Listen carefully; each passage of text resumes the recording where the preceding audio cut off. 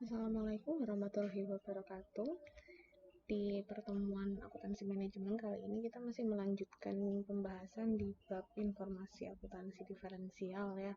Dimana informasi akuntansi diferensial hari ini yang akan kita bahas ini adalah di manfaat yang kedua, yaitu menjual atau memproses lebih lanjut suatu produk.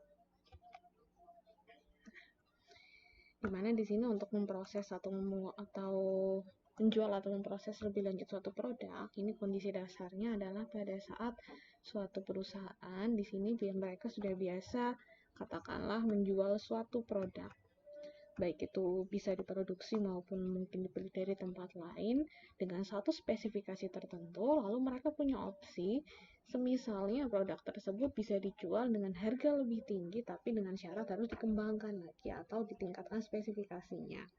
Dimana untuk memproses lebih lanjut tersebut nanti biasanya ada dua kondisi. Yang pertama adalah apabila di sini tidak perlu tambahan fasilitas produksi. Sedangkan yang kedua ini misalnya diperlukan tambahan fasilitas produksi. Kita mulai dari yang situasi pertama dulu. Apabila di sini si perusahaan dalam memproses lebih lanjut suatu produk, di sini mereka nggak butuh tambahan fasilitas. Dalam artian mesin dan juga fasilitas pabrik yang sekarang itu mencukupi untuk meningkatkan spesifikasi dari produk mereka. Yang dibandingkan di sini adalah pendapatan diferensial dengan biaya diferensial. Di mana pendapatan diferensialnya di sini adalah selisih dari harga barang lama dengan harga barang baru yang sudah diproses lebih lanjut atau ditingkatkan spesifikasinya. Ini yang ditulis pendapatan diferensialnya di sini adalah selisihnya. Lalu dibandingkan dengan biaya diferensial. Biaya diferensialnya di sini berarti adalah karena kita mau meningkatkan lebih lanjut, berarti di sini kan butuh biaya lebih. Berarti di sini adalah biaya yang diperlukan untuk memproses lebih lanjutnya. Gitu ya. Kita bandingkan di sini selisihnya antara selisih harga lama dengan harga baru dan juga dengan biaya pemproses lebih lanjut. Apabila hasilnya positif, dalam artian berarti pendapatannya yang kita peroleh lebih besar dari biayanya, maka kita bisa memproses lebih lanjut. Tapi apabila di sini ternyata pendapatan diferensialnya lebih kecil daripada biayanya, dalam artian hasilnya di sini negatif, berarti kita lebih baik tidak memproses lebih lanjut. Itu situasi yang pertama. Lalu situasi yang kedua. Di sini situasi yang kedua adalah pada saat yang dibandingkan sama di sini pada saat mau memproses lebih lanjut, tapi untuk memproses lebih lanjut ini perusahaan ternyata belum mempunyai atau belum memiliki fasilitas yang mencukupi. Dalam artian di sini butuh tambahan mesin lagi. Untuk kondisi ini berarti di sini selisih A dari selisih A yang tadi sudah kita hitung seperti yang di atas, yang berupa selisih pendapatan dari perbedaan harga jual lama dengan yang baru dan juga biaya untuk pengolahannya. Di sini kita bandingkan dengan aktiva diferensial. Aktiva diferensialnya di sini adalah investasinya.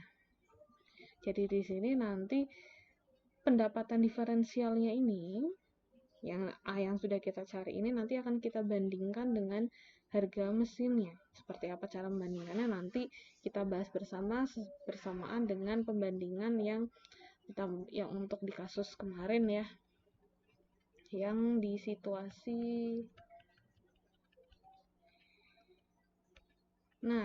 untuk di situasi yang keempat ini ya. Nanti akan ada contoh soalnya bersama untuk dua situasi ini.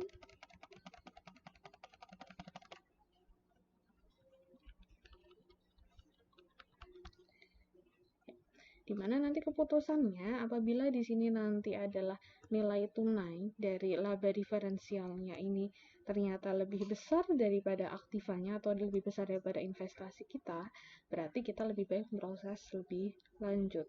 Karena berarti laba yang kita miliki di sini dapat mencukupi kebutuhan untuk investasi baru kita. Tapi apabila misalnya ternyata pendapatan kita lebih kecil daripada nilai investasi, dalam artian berarti kita tidak punya dana yang cukup untuk membiayai investasi kita sesuai dengan umur aktifanya, berarti lebih baik kita tidak memproses lebih lanjut.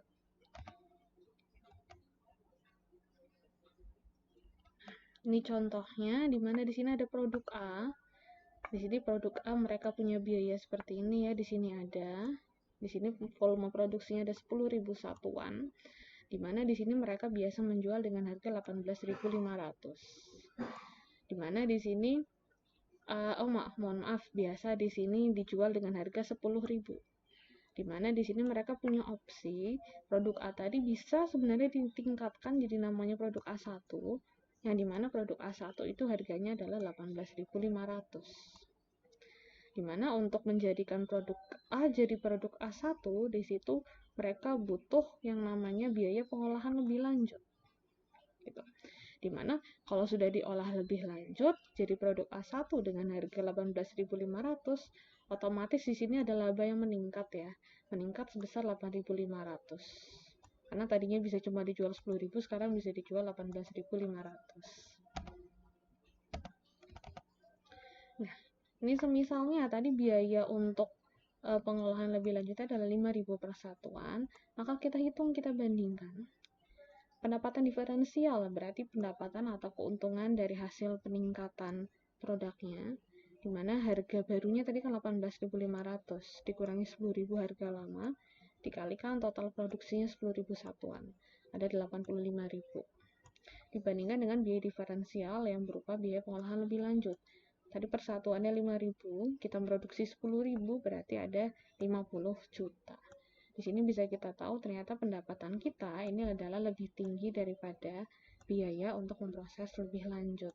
Jadi bisa disimpulkan di sini, karena di sini masih positif, berarti kita lebih baik memproses lebih lanjut. Tuh ya.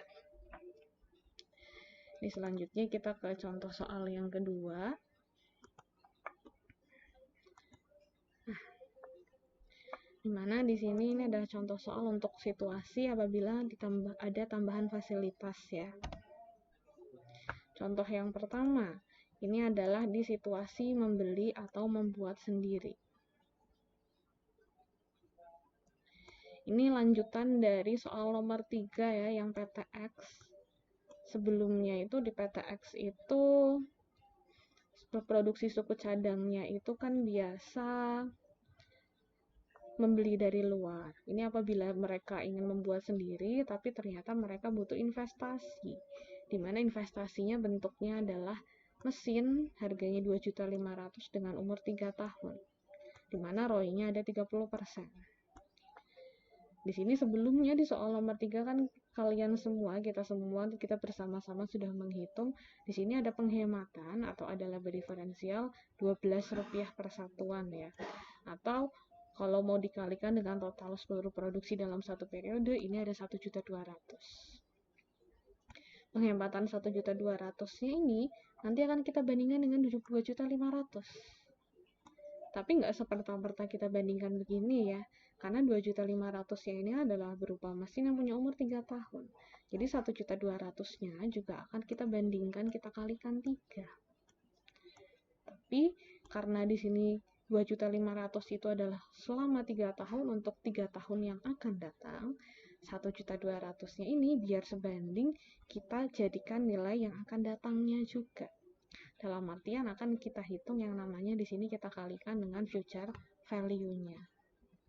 Masih pada ingat semua ya yang namanya yang untuk future value ya. Dimana di sini diskon faktornya yang di sini bisa didapatkan dari tabel future value. Di sini future value-nya di sini nanti bisa dilihat di tabel 30% 3 tahun ya. Ini nanti untuk tahun pertama, tahun kedua, tahun ketiga, ini bisa diambil dari tabel. Lalu 1.200.000-nya ini dikalikan diskon faktornya masing-masing sehingga ketemu nilai tunainya. Nilai tunai yang tercantum ini adalah nilai tunai dari 1.200.000 untuk 1 tahun yang akan datang, 2 tahun yang akan datang, serta 3 tahun yang akan datang. Biar di sini sebanding dan sama dengan mesinnya yang di sini 2.500.000, umurnya adalah untuk sampai 3 tahun yang akan datang. Di jumlah semuanya ternyata jumlahnya adalah kurang lebih 2,1 juta. Kita bandingkan, kita di sini penghematan kita Di sini kita bisa irit atau dapat pendapatan lebih 1.200.000 per tahun atau 2,1 juta selama 3 tahun yang akan datang. Tapi kita mau investasi 2.500.000 mesinnya. Investasinya lebih mahal ya daripada penghematan atau laba yang kita dapatkan untuk di masa depan. Jadi lebih baik kita tidak memproduksi sendiri. Gitu ya. Lalu yang kedua di sini kita ini benar-benar masih berhubungan dengan soal yang barusan, masih yang produk A ya dan menjadi A1. Ini misalnya tadi. Ini produk A-nya, di sini kalau mau diolah jadi A1, di sini mereka butuh mesin, investasinya adalah nilainya 100 juta. 100 juta ini umurnya 3 tahun dengan ROI-nya 20%. Caranya sama seperti tadi. Yang dibandingkan di sini adalah karena kita kan ingin mencari tahu, kita sebenarnya punya laba lebih nggak sih untuk investasi senilai 100 juta ini. Jadi tadi kan kita semua udah menghitungnya ada laba diferensial 35 juta yang asalnya di sini adalah dari perbedaan antara harga baru dikurangi harga lama lalu dibandingkan dengan biaya pengolahannya dikali seluruh total produksinya ketemu 35 juta per tahun. 35 juta per tahunnya kita kalikan dengan diskon faktornya. Diskon faktornya ini nanti bisa dilihat di tabel future value ya. 20% untuk 3 tahun. Ketemu totalnya di sini adalah 73 juta. 73 juta kita bandingkan dengan 100.000. Ternyata di sini laba yang kita peroleh ini adalah lebih rendah daripada nilai investasi kita. Sehingga di sini keputusan untuk memproses lebih lanjut sebaiknya tidak diambil karena kita rugi. Gitu ya. Kurang lebih sampai di sini dulu. Nanti masih ada 2 topik bahasan lagi ya sebenarnya setelah ini, yaitu nanti ada menghentikan atau melanjutkan produk tertentu dan juga nanti ada yang menerima atau menolak pesanan khusus 2. Ini nanti akan kita bahas minggu depan. Kalau masih ada pertanyaan nanti bisa didiskusikan bersama. Terima kasih.